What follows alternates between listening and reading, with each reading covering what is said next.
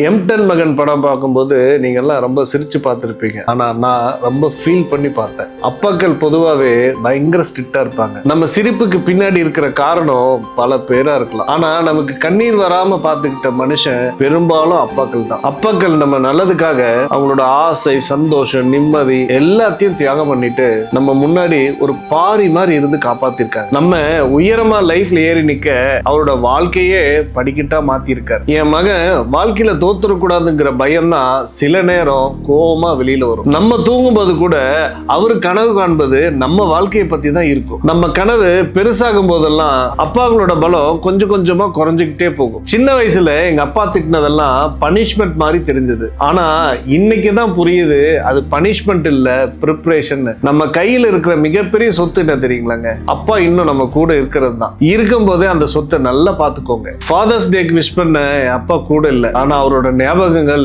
எப்பவும் என் கூடவே இருக்கும்.